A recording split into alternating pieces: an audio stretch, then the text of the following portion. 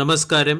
IT, PSU bank തുടങ്ങിയ സെക്ടറുകളിൽ വന്ന buying momentum ഇന്ന് മാർക്കറ്റിൽ ഒരു റിക്കവറിക്ക് കാരണമാവുകയും ഇൻഡെക്സ് തുടർച്ചയായ രണ്ടാമത്തെ ട്രേഡിംഗ് സെഷനിലും പോസിറ്റീവ് ക്ലോസിംഗ് നൽകുകയും ചെയ്തു. നിഫ്റ്റി 0.17% ഉയർന്ന് 25,725 ക്ലോസിംഗ് നൽകിയത്. ഇന്ന് മാർക്കറ്റിൽ വന്ന റിക്കവറിക്ക് പിന്നിലെ ഏറ്റവും പ്രധാന കാരണം IT സെക്ടറിലെ സ്റ്റോക്കുകളിൽ വന്ന റിക്കവറി തന്നെയാണ്. ഇൻഫോസിസ് എന്ന കമ്പനി ആർട്ടിഫിഷ്യൽ ഇൻ്റലിജൻസ് സെക്ടറിലെ റവല്യൂഷണറി കമ്പനിയായ ആന്ത്രോപിക് എന്ന കമ്പനിയുമായി കൊളാബറേഷനിലെത്തി എന്ന അനൗൺസ് വന്നതിന് ശേഷം IT സെക്ടറിലെ സ്റ്റോക്കുകളിൽ ബൈയിങ് ആരംഭിച്ചു. HCL tech, Wipro, TCS, tech Mahindra തുടങ്ങിയ സ്റ്റോക്കുകളൊക്കെ 0.5 മുതൽ 2% ഉയർന്നു. അതായത് പ്രതിസന്ധിയിലായിരിക്കുന്ന Indian IT sector artificial intelligence സെക്ടറിലെ കമ്പനികളുമായി കൊളാബറേഷനിലെത്തി അവരുടെ ബിസിനസ് എക്സ്പാൻഡ് ചെയ്തേക്കും എന്നുള്ള ഒരു സ്പെക്കുലേഷൻ അല്ലെങ്കിൽ ഒരു പ്രതീക്ഷയുടെ പശ്ചാത്തലത്തിലാണ് IT സെക്ടറിലെ സ്റ്റോക്കുകളിൽ ബൈയിങ് വന്നത്. കൂടാതെ പല IT സെക്ടറിലെ സ്റ്റോക്കുകളിലും ബോട്ടം ഫിഷിംഗ് നമ്മൾക്ക് കാണാൻ സാധിക്കുകയും ചെയ്തു. അട്രാക്റ്റീവ് വാല്യൂഷനിലും അട്രാക്റ്റീവ് ലെവലിലുമാണ് IT സെക്ടറിലെ പല സ്റ്റോക്കുകളും ഇപ്പോൾ ലഭിക്കുന്നത്. അതോടൊപ്പം തന്നെ PSU ബാങ്കിങ് സെക്ടറിലെ സ്റ്റോക്കുകളിലും ബൈയിങ് മൊമെൻറ്റം പ്രകടമായിരുന്നു. ഇൻഡെക്സിനെ ബീറ്റ് ചെയ്ത പെർഫോമൻസാണ് PSU ബാങ്ക് കാഴ്ചവെച്ചത്. ക്വാർട്ടർലി റിസൾട്ടും അനുകൂലമായ റെഗുലേറ്ററി ടെയിൽ വിൻഡിൻ്റെയും പശ്ചാത്തലത്തിലാണ് PSU ബാങ്കുകൾ മാർക്കറ്റിൻ്റെ ശ്രദ്ധയാകർഷിക്കുന്നത്. കൂടാതെ ഇന്നത്തെ നിഫ്റ്റിയുടെ ടോപ്പ് ഗെയിനേഴ്സ് നോക്കുകയാണെങ്കിൽ അദാനി എൻ്റർപ്രൈസസ്, BEL, L&T തുടങ്ങിയ സ്റ്റോക്കുകളാണ് ഇന്ന് ടോപ്പ് ഗെയിനറായി പ്രവർത്തിച്ചത്. സെക്ടറിൽ PSU bank index 2.11%, IT index 1% higher സൈഡിൽ ക്ലോസിംഗ് നൽകി. FMCG ഇൻഡെക്സ് 0.90%, കൺസ്യൂമർ ഡ്യൂറേബിൾസ് 0.66% ഉയർന്നു. ഇനി മാർക്കറ്റിൻ്റെ ഔട്ട്ലുക്ക് നോക്കുകയാണെങ്കിൽ 25,800 പ്രധാന റെസിസ്റ്റൻസായി പ്രവർത്തിക്കും. 25,800 എന്ന ലെവൽ ബ്രേക്ക് ചെയ്യുകയാണെങ്കിൽ മാർക്കറ്റ് 26,000, 26,350 തുടങ്ങിയ ലെവലുകളിലേക്ക് ഉയർന്നേക്കും. അതേസമയം 25,500 മാർക്കറ്റിൻ്റെ ക്രൂഷ്യൽ സപ്പോർട്ടായി പ്രവർത്തിക്കും.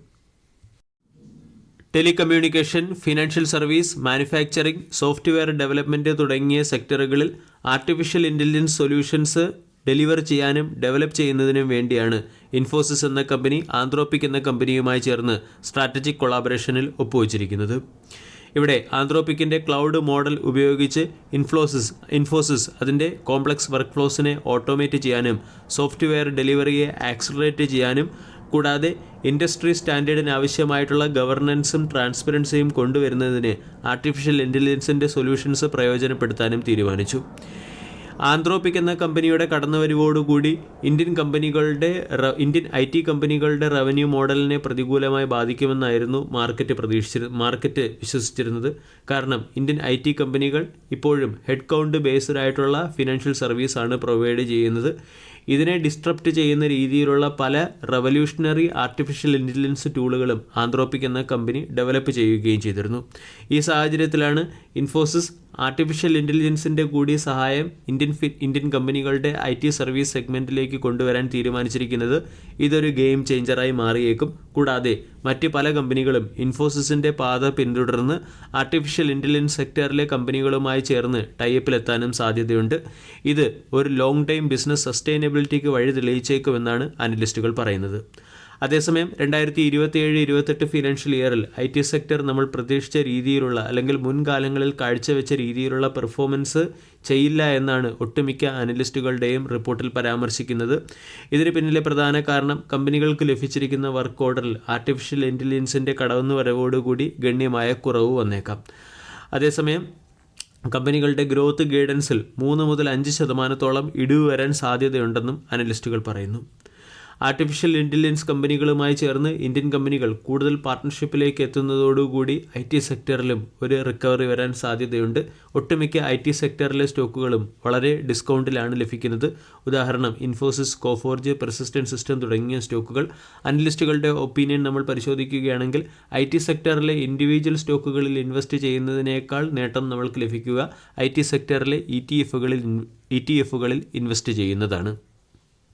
IT സെക്ടറിൽ ഉടലെടുത്തിരിക്കുന്ന വാല്യൂ ബൈയിങ് ഓപ്പർച്യൂണിറ്റിയോടൊപ്പം തന്നെ ബാങ്കിങ് ആൻഡ് ഫിനാൻസ് സെക്ടറിലെ സ്റ്റോക്കുകളെയും ഫോക്കസ് ചെയ്യണമെന്നാണ് പ്രമുഖ ബ്രോക്കേജ് ഫീമായ ആക്സിസ് ഡയറക്റ്റിൻ്റെ റിപ്പോർട്ടിൽ പരാമർശിക്കുന്നത്. ബാങ്കിങ് ആൻഡ് ഫിനാൻസ് സെക്ടറിലെ പല സ്റ്റോക്കുകളിലും മികച്ച ഓപ്പർച്യൂണിറ്റി ആക്സിസ് ഡയറക്റ്റ് കാണുന്നുമുണ്ട്. ടയർ 1 ബാങ്കുകളിൽ കോട്ടക് മഹീന്ദ്ര ബാങ്കിനെയാണ് റെക്കമെൻഡ് ചെയ്യുന്നത്. 515 രൂപയുടെ ടാർഗറ്റാണ് കോട്ടക് മഹീന്ദ്ര ബാങ്കിന് നൽകുന്നത്.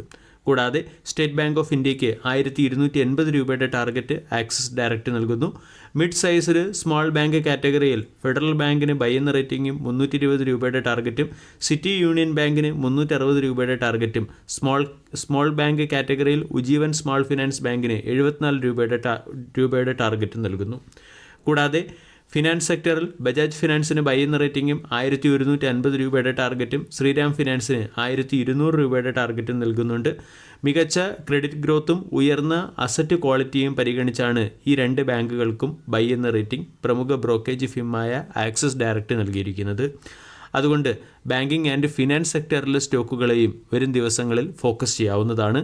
വീഡിയോ എല്ലാവർക്കും ഇഷ്ടമായി എന്ന് വിശ്വസിക്കുന്നു. താങ്ക്